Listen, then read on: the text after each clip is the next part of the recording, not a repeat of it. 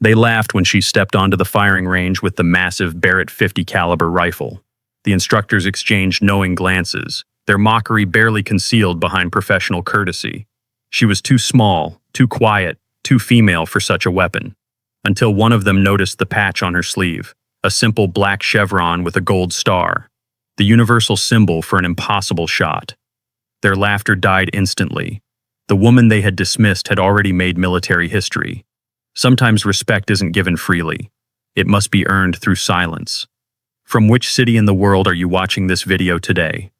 If this story resonates with you, I would be honored if you subscribe to join our community of storytellers and listeners. The morning fog clung to Fort Lexington's advanced sniper school like a ghost unwilling to depart. Master Sergeant Thaddeus Wraith Monroe squinted through his spotting scope, making minute adjustments as he supervised qualification rounds.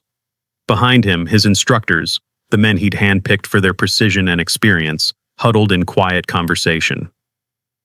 "Heard anything about this new CO?" Major Devereaux Sullivan asked, his breath visible in the dawn chill.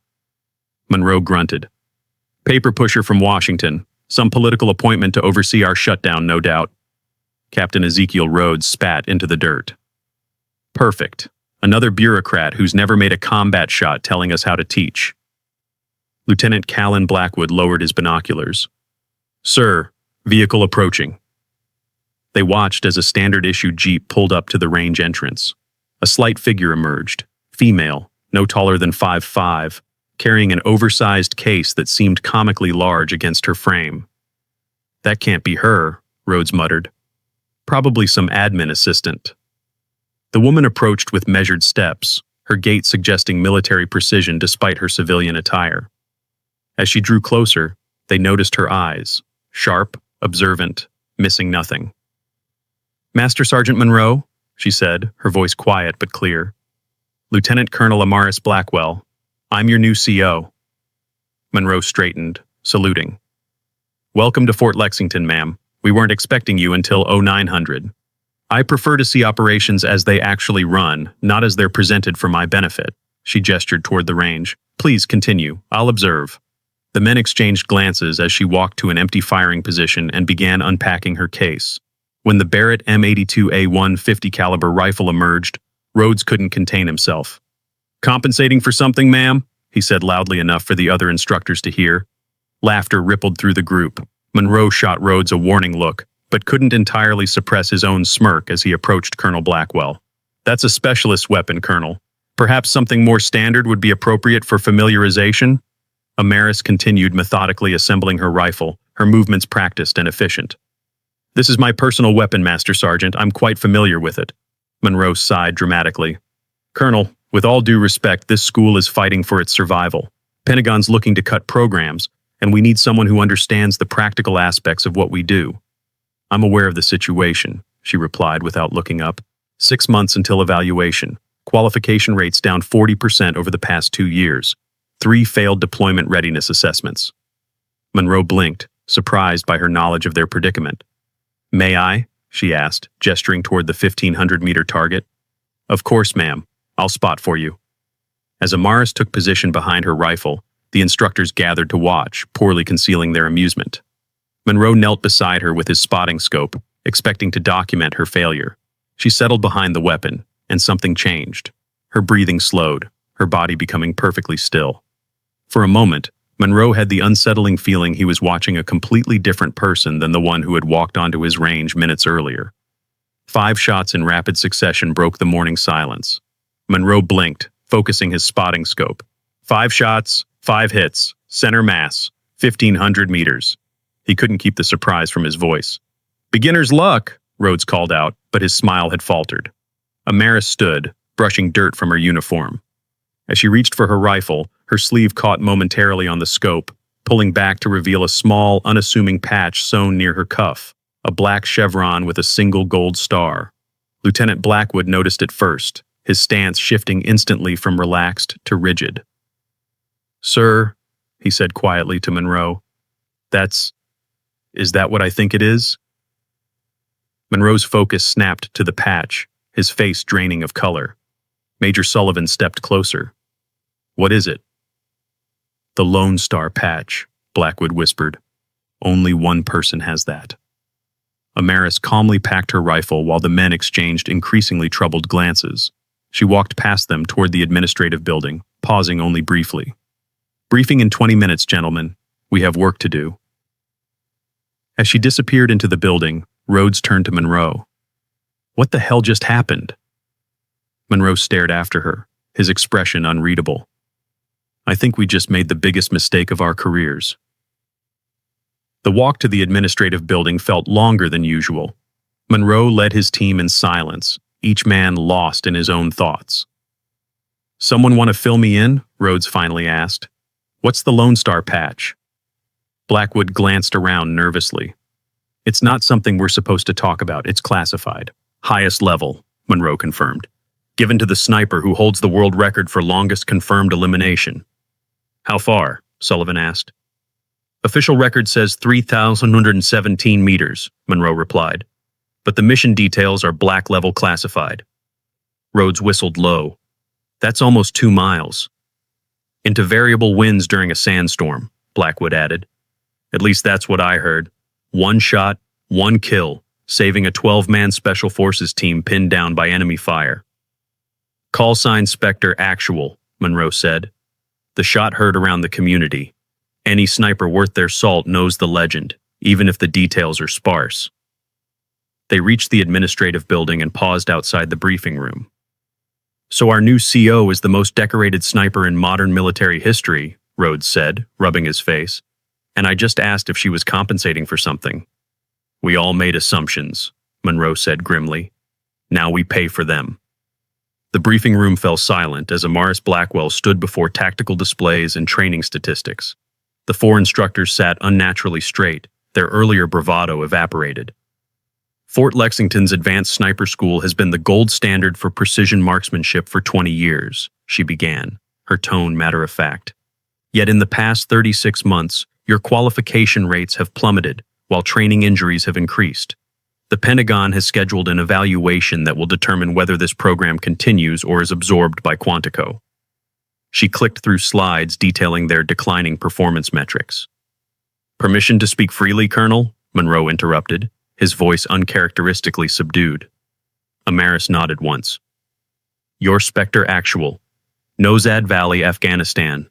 3,217 meters.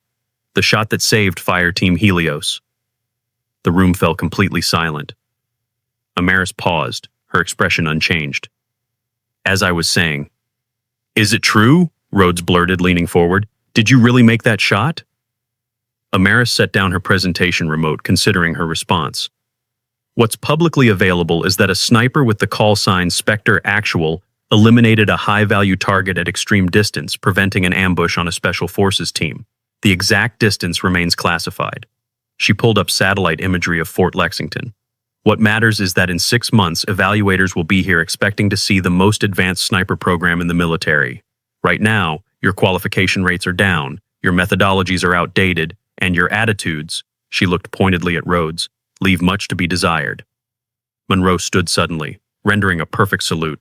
"Lieutenant Colonel Amaris Blackwell, Spectre Actual. I served with 2 men from Helios.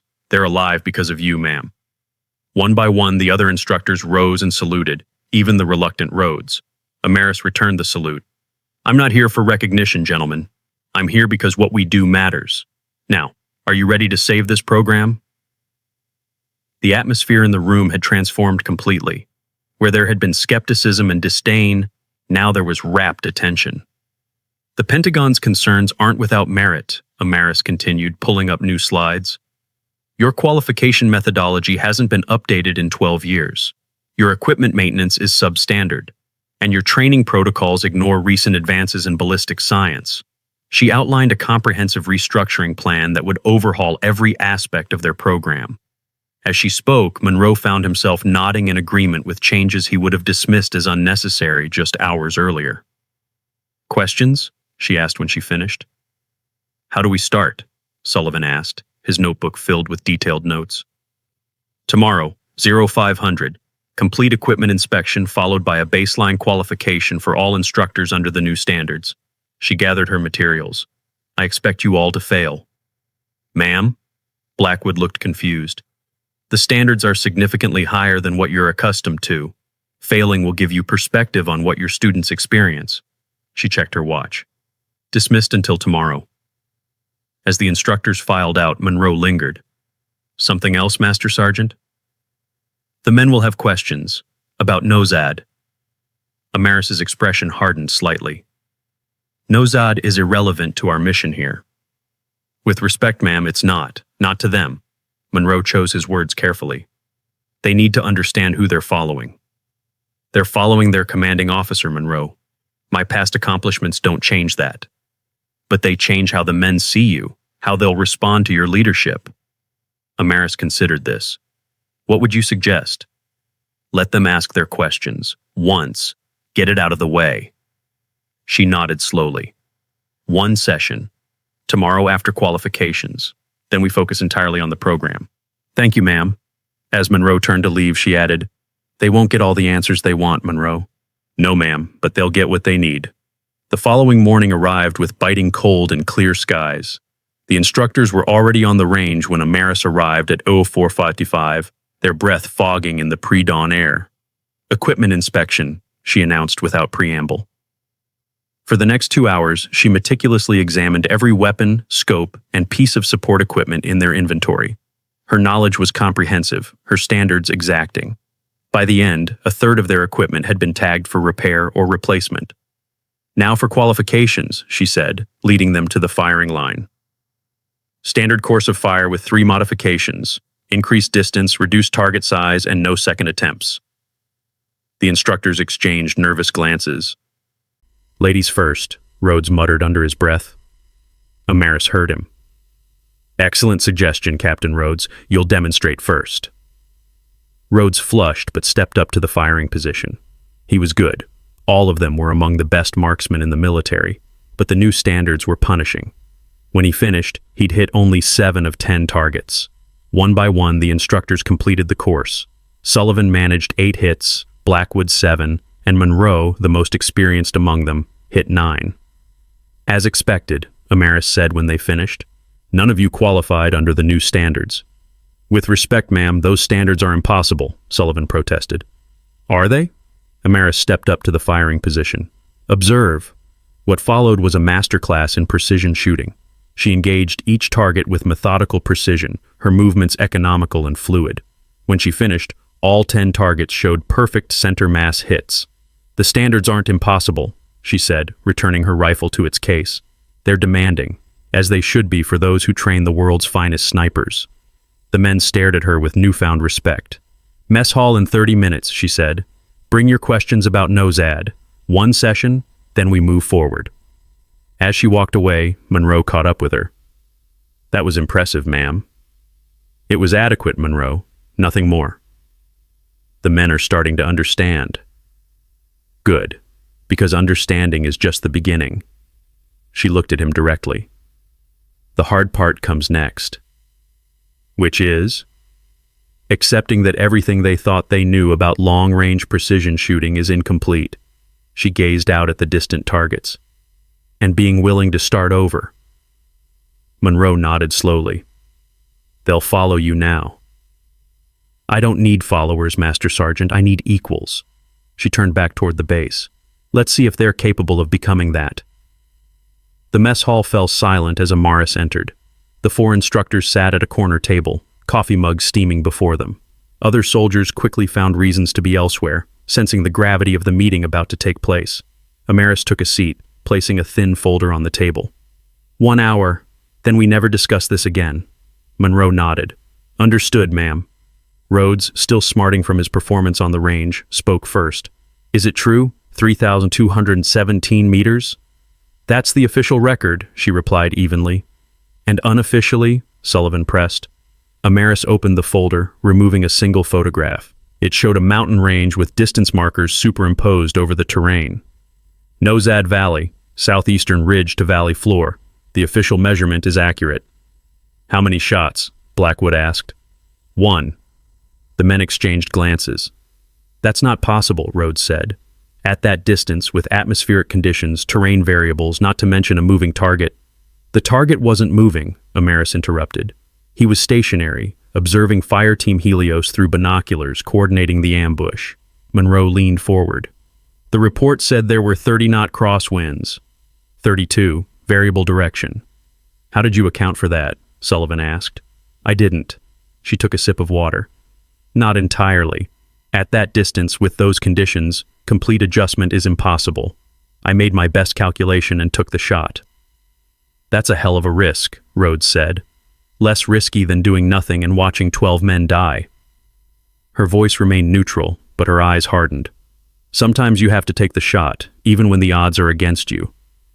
Who was your spotter? Blackwood asked. Classified. What about your rifle setup? Sullivan pressed. Custom barrel? Modified scope? Standard issue M82A1 with minor modifications to the trigger assembly and a custom calibrated scope. She checked her watch. 20 minutes left, gentlemen. Make them count. Monroe studied her closely. The men who survived that day, did they know? That someone 2 miles away saved their lives? Something flickered across Amaris's face, the first real emotion they'd seen. No, they were extracted under heavy fire.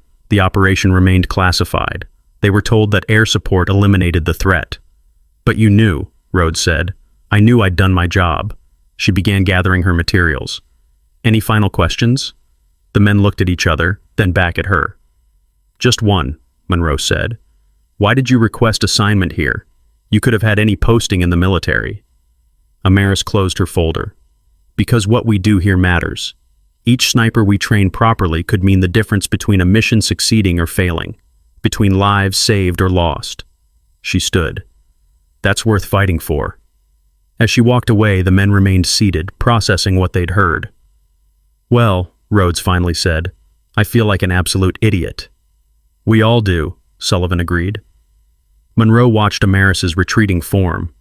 She didn't tell us everything. Of course not, Blackwood replied. Most of it's classified. No. Monroe shook his head. It's something else. Something personal. Does it matter? Rhodes asked. Monroe considered the question. Maybe not, but it might help us understand how to work with her.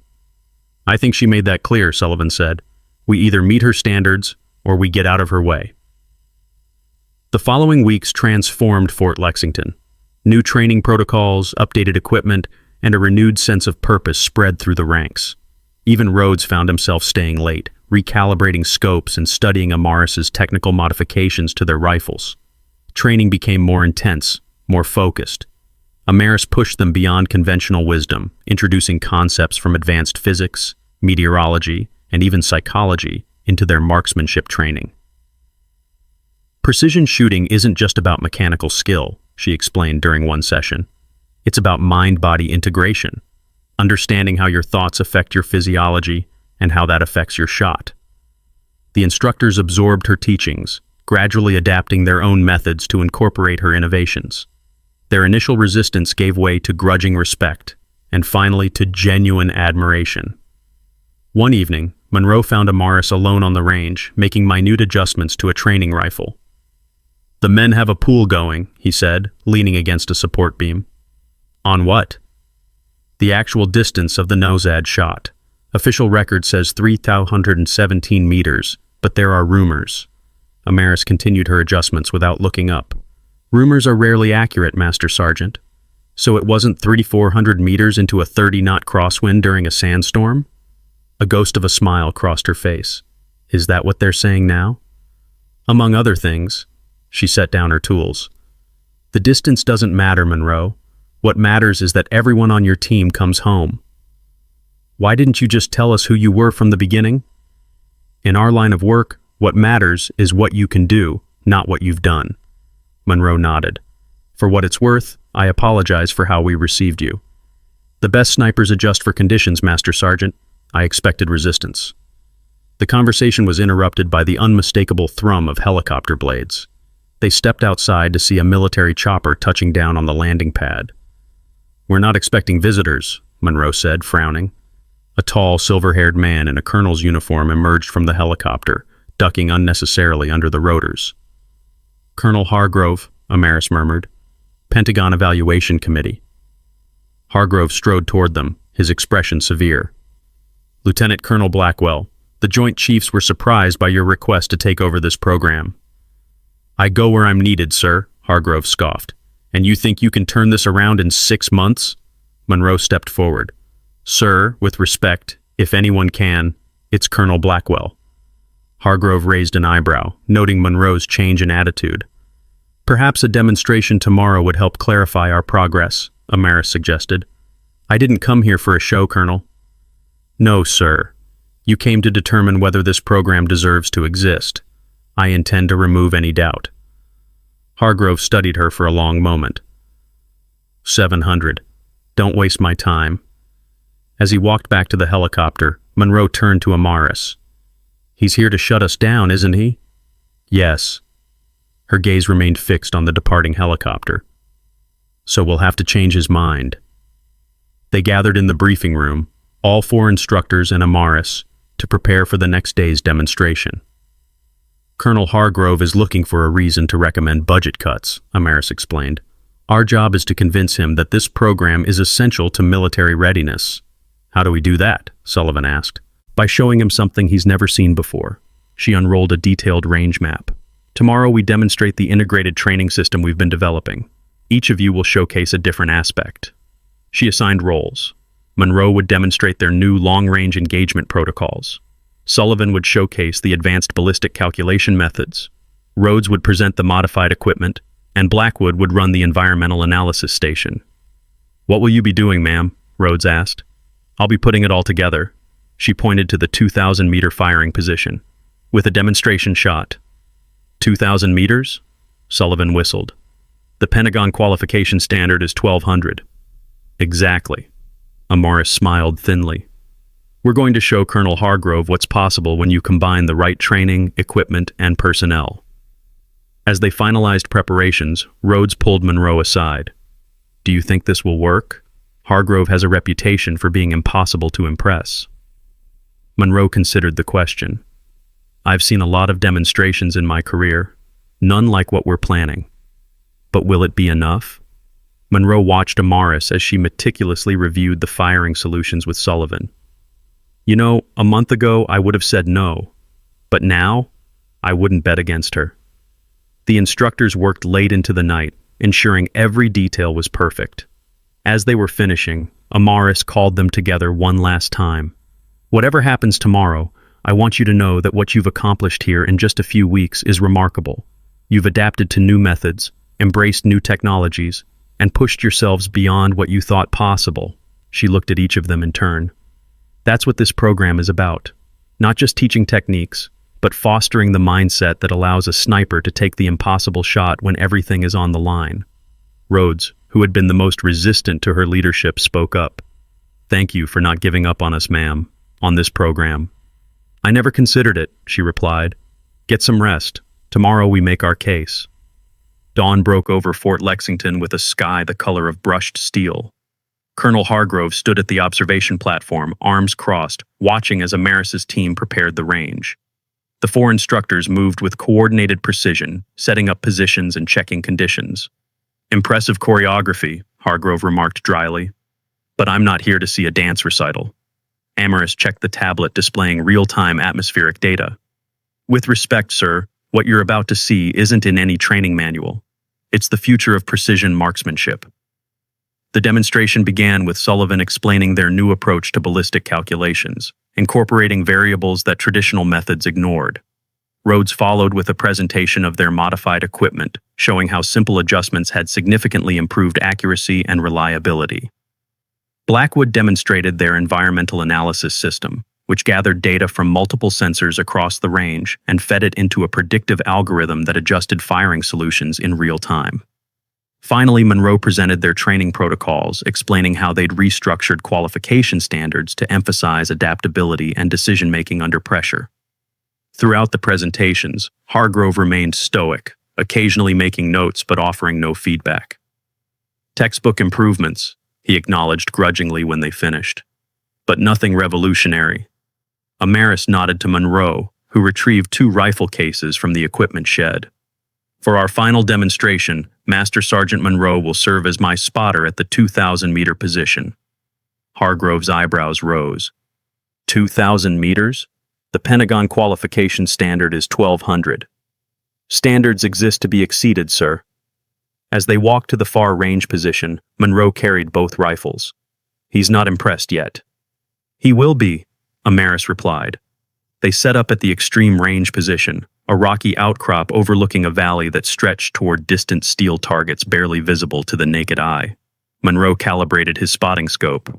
Wind is shifting, 10 to 15 knots, variable direction. Like Nosad, Amaris said quietly, adjusting her scope. Monroe glanced at her. You never talk about it. Nosad. How did you make that shot? Everything was against you. Wind, elevation, visibility. Amaris continued her preparations, checking and rechecking her position.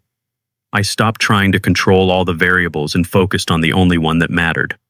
Which was? Faith in my training. Sometimes the greatest distance isn't between you and the target. It's between doubt and certainty. Monroe nodded slowly. The men respect you now, even Rhodes. I didn't come here for their respect. I know, that's why you have it. Through his radio, Monroe heard Hargrove's impatient voice. We don't have all day, Colonel Blackwell. Amaris settled behind her rifle, her breathing slowing to an almost imperceptible rhythm. Monroe watched through his spotting scope as she took 5 measured breaths, then held the last one. The rifle cracked. 2 seconds later, the distant target rang with a direct hit. Center mass, Monroe confirmed, unable to keep the awe from his voice despite having seen her shoot dozens of times now. From the observation platform, even Hargrove leaned forward in surprise. Amaris fired 4 more rounds in rapid succession, each finding its mark with unerring precision. 5 for 5, Monroe announced. Perfect grouping. They returned to the observation platform where Hargrove waited, his expression now thoughtful rather than dismissive. Impressive shooting, Colonel, he admitted. But one person's skill doesn't justify an entire program's budget. With respect, sir, Amaris countered, this isn't about one person's skill. It's about a methodology that can be taught, replicated, and scaled. What you saw today wasn't just a demonstration of marksmanship. It was a proof of concept for the future of special operations support. Hargrove considered this. You believe you can train others to shoot like that? Not exactly like that, she conceded. Each sniper has unique capabilities, but we can teach them to maximize their potential, to push beyond conventional limitations. She gestured toward her team. These instructors have already begun that journey. Given time and resources, they can transform this program into something unprecedented. Hargrove studied her for a long moment, then looked at the instructors. Is that your assessment as well, Master Sergeant Monroe? Monroe stood at attention. It is, sir. Colonel Blackwell has introduced methods and concepts that have revolutionized our approach to training. With her leadership, this program could set new standards for the entire military. Hargrove nodded slowly. I'll need a comprehensive proposal. Budget projections, personnel requirements, equipment specifications. On my desk by the end of the week. You'll have it, sir, Amaris promised. As Hargrove walked back to his helicopter, the instructors gathered around Amaris. Did we just save the program? Rhodes asked incredulously. Amaris watched the helicopter lift off. We bought ourselves time. The real work starts now. The days following Hargrove's visit blurred into a frenzy of activity. Amaris drove her team relentlessly, pushing them to refine their proposal into something the Pentagon couldn't ignore. Late nights became the norm, the lights in the administrative building burning until dawn as they crafted detailed projections, equipment specifications, and training protocols. We need to be thorough, Amaris insisted when Rhodes suggested they might be overdoing it. This isn't just about saving our program. It's about transforming how the military approaches precision shooting. On the 4th night, as they finalized the proposal, Sullivan finally asked the question that had been lingering in all their minds. Why does this matter so much to you, Colonel? You could be anywhere in the military with your record. Why fight for this program? Amaris paused in her review of their equipment requisitions. For a moment, it seemed she might deflect the question as she had so many others about her past. Instead, she set down her tablet and looked at each of them in turn. 7 years ago, I was assigned to support a reconnaissance mission in Helmand Province. Standard overwatch position, nothing unusual. The team I was supporting came under ambush from positions my spotter and I couldn't see from our angle. Her voice remained steady, but her eyes took on a distant quality. 3 men died before they could reach cover. Good men. The room was silent as she continued. Afterward, during the debrief, I learned that the team had another sniper assigned to them, positioned on the opposite ridge. He had clear shots on the ambush positions but hesitated. Couldn't make the shot. Not because he wasn't skilled enough, but because his training had never pushed him to take shots under those conditions. She looked up at them. That's why this matters. Because sometimes the difference between success and failure, between life and death, isn't about having the best equipment or the most talented personnel. It's about having people who've been trained to think beyond conventional limitations. People who've been taught to take the shot when everything says they can't. The instructors exchanged glances, understanding dawning in their expressions. That's what this program can be, she concluded. A place that doesn't just teach techniques, but transforms mindsets. That creates snipers who see possibilities where others see only obstacles. Monroe nodded slowly. We won't let you down, ma'am. I know you won't, she replied, picking up her tablet again. Now let's finish this proposal. The following week brought news that Hargrove had approved their proposal, with funding secured for at least the next 2 years. The program would continue, with expanded resources and a new mandate to develop cutting-edge training methodologies. The celebration in the mess hall that evening was subdued but genuine, the instructors allowing themselves a rare moment of satisfaction. To Colonel Blackwell, Rhodes proposed, raising his coffee mug, who saw potential in this program when even we had started to doubt it. And to the team, Amaris countered, who proved themselves worthy of that potential. As the evening wound down, Monroe found Amaris outside, gazing up at the stars. Penny for your thoughts, Colonel? She smiled slightly. Just wondering what comes next. Implementation of the new program, training the next generation of instructors, revolutionizing the field of precision shooting.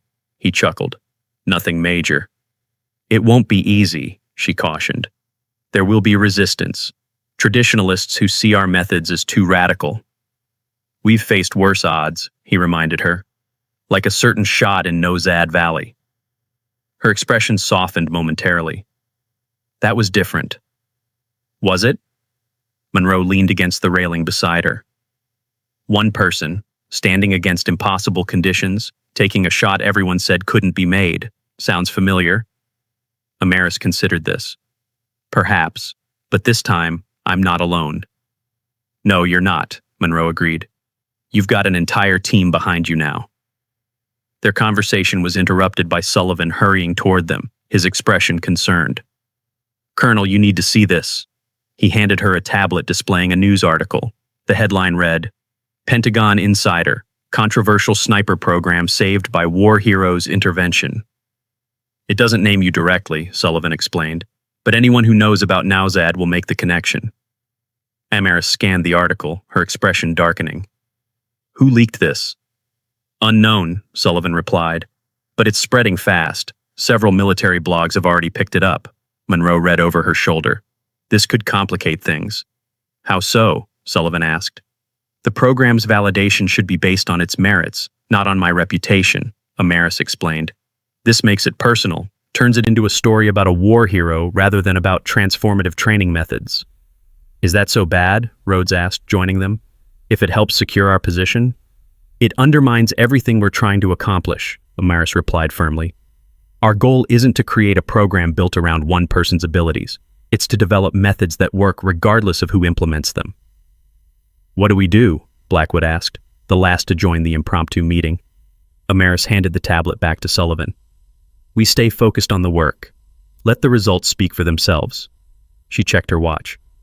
We have the first class of new instructors arriving tomorrow. That's where our attention should be. As they dispersed, Monroe lingered. You know this won't go away, right? People love stories about heroes. I'm not a hero, Monroe. I'm a soldier who did her job. With respect, ma'am, that's not for you to decide. Some actions transcend personal interpretation. Amaris sighed. Perhaps. But my concern is how this affects the program. I don't want it to succeed because of who I am. I want it to succeed because it works. Then we'll make sure it works so well that no one can question its value, Monroe promised, regardless of who's in charge.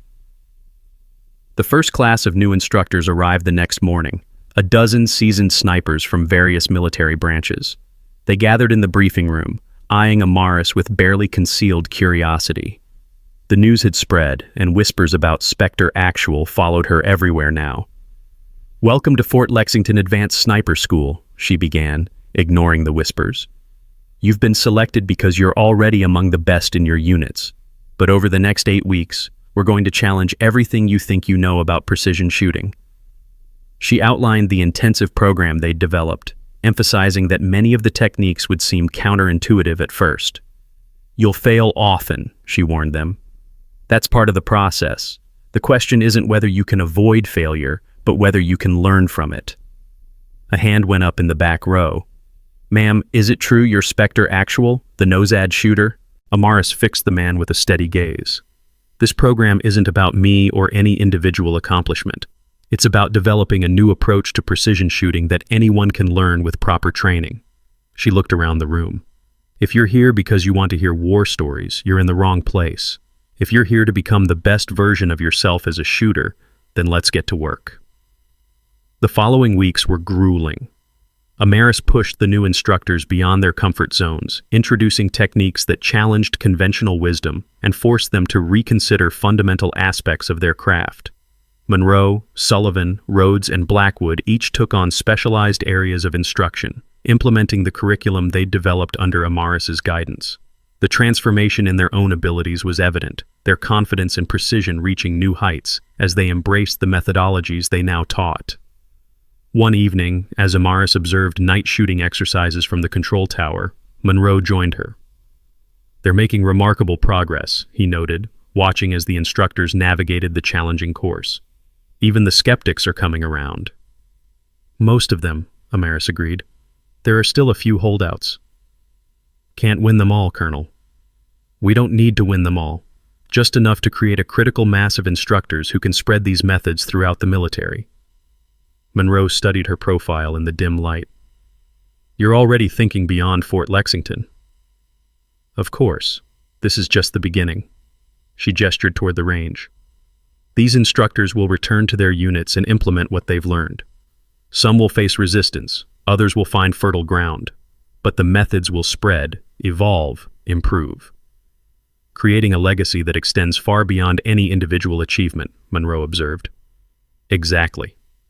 Their conversation was interrupted by a call from the administrative building.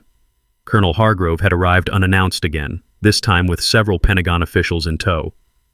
"This can't be good," Monroe muttered as they hurried back to base. They found Hargrove and 3 uniformed officials waiting in the briefing room, their expressions grave. "Colonel Blackwell," Hargrove began without preamble, "these gentlemen from the Joint Chief's office have some concerns about our recent funding allocation." "What concerns, specifically?" Amaris asked, maintaining her composure. "There's a perception that the program's continuation was approved based on your personal involvement rather than its objective value," one of the officials explained, "given the recent media attention surrounding your past achievements." "I see."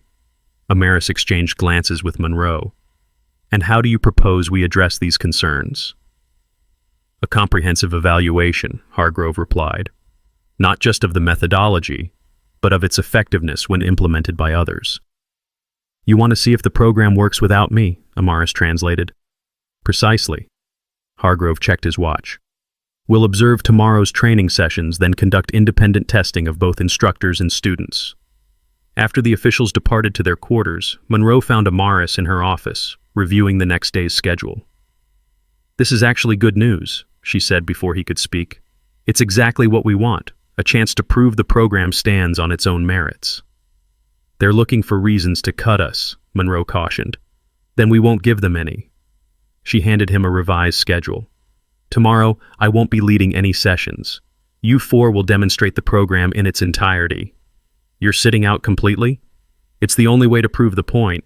The program has to succeed without me for it to achieve what we intend." The next morning dawned clear and cold. Perfect conditions for precision shooting. The Pentagon officials observed as Monroe, Sullivan, Rhodes, and Blackwood led the instructor class through a series of increasingly challenging scenarios. Amaris watched from a distance, intentionally removing herself from the proceedings. The instructors performed admirably, demonstrating both the technical skills they'd acquired and the problem-solving mindset the program had instilled. For the final test, Hargrove proposed something unexpected, a simulation of the NOSAD scenario, with environmental conditions programmed to match those famous parameters. "We want to see if your methods can be applied to extreme situations," he explained, "not just standard qualifications." Monroe looked to Amaris, who gave a subtle nod. "We accept the challenge," he told Hargrove, "but with one condition. We'll select 3 instructors at random to attempt the shot, no cherry-picking our best performers." Hargrove agreed, and 3 names were drawn from the class roster. The selected instructors prepared for the test, applying the methodologies they'd learned over the previous weeks. The simulation was set up at the 2,000-meter range, with wind machines creating variable gusts and visibility reduced through special filters on their scopes. The instructors would each have 1 attempt at the target. As they prepared, Amaris approached them briefly. "Remember what we've taught you," she said quietly.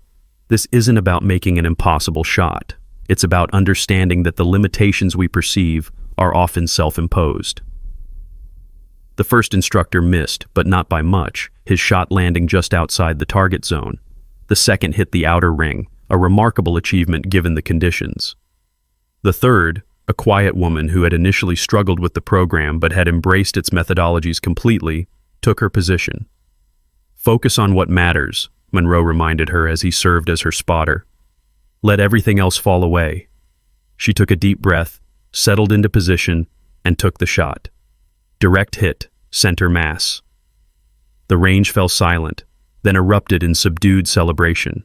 The Pentagon officials conferred briefly, their expressions shifting from skepticism to grudging respect. Later, as the sun set over Fort Lexington, Hargrove found Amaris at the administrative building, completing paperwork. "You made your point, Colonel," he admitted. "The program clearly has merit beyond your personal involvement."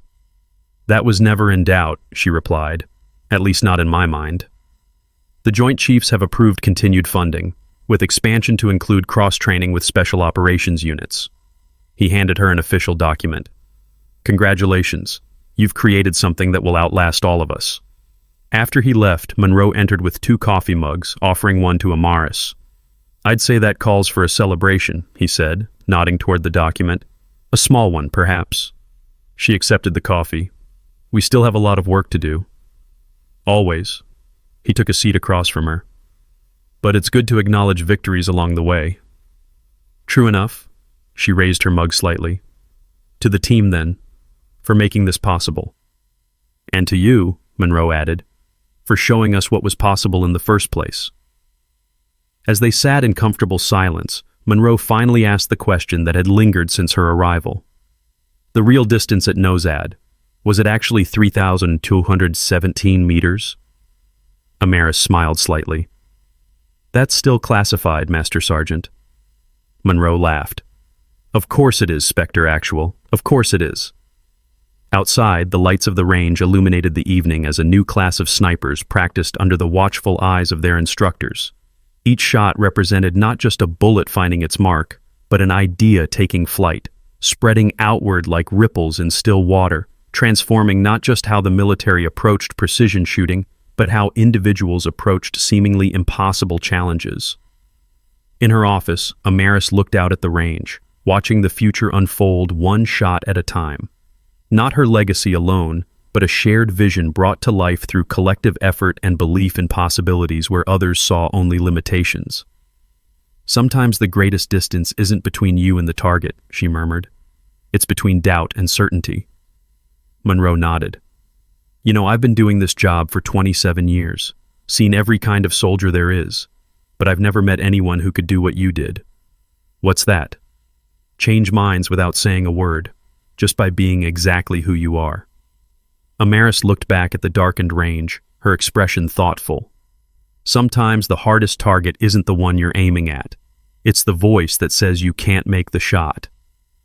As they walked out into the compound, the base seemed different somehow, transformed not just by new protocols or equipment, but by the quiet power of earned respect. In the distance, the crack of rifles continued, each shot carrying with it not just a bullet, but a philosophy, a mindset, a possibility, extending far beyond Fort Lexington to wherever precision and courage were needed.